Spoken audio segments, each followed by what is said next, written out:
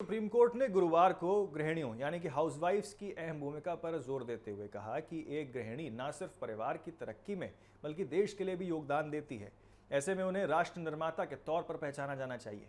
एक अहम फैसले में सुप्रीम कोर्ट ने कहा है कि पत्नी की घरेलू देखभाल के नुकसान को यहां पर मोटर व्हीकल एक्ट यानी कि एमवी एक्ट के तहत दायर किए गए दावे यानी कि फाइल किए गए एक क्लेम के तहत मुआवजे के लिए एक अलग श्रेणी यानी कि हेड के तौर पर माना जाना चाहिए।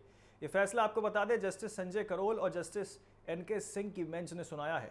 बेंच ने आपको बता दें कि एक मोटर व्हीकल एक्सीडेंट केस में एक विधुर को उसकी पत्नी को नुकसान के लिए अतिरिक्त मुआवजा दिया है। बेंच ने आपको बता दें उसकी घरेलू देखभाल के नुकसान के लिए मुआवजे की रकम 30,000 रुपये प्रति माह तय की है। बेंच ने कहा है कि घरेलू देखभाल का नुकसान प्रणय सेठी में तय किए गए आधार के अलावा एक और आधार होगा। बेंच ने कहा है कि हमें बस उम्मीद और भरोसा है कि गृहिणी अब राष्ट्र निर्माता का शॉर्ट फॉर्म हासिल कर लेंगी।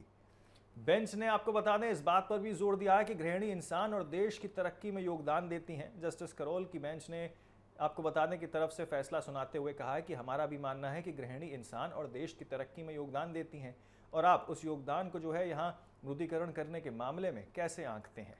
उन्होंने कहा कि हमें नियम बनाए हैं और एक राष्ट्र निर्माता के तौर पर यह तय किया है कि घरेलू देखभाल से होने वाले महीने की इनकम का नुकसान किसी भी हालत में 30,000 रुपये प्रति माह होगा।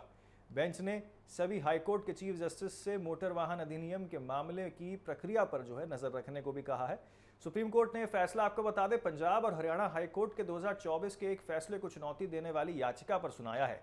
ये मामला एक सड़क दुर्घटना से जुड़ा था जिसमें एक महिला की मौत हो गई थी।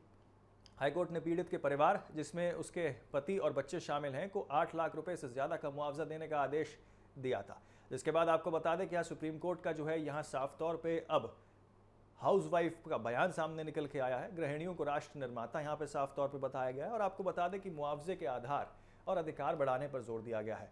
सड़क दुर्घटना से जुड़ा पूरा मामला था जहाँ पर एक महिला की मौत के बाद अब टिप्पणी यहाँ सर्वोच्च न्यायालय के सामने निकल के आई।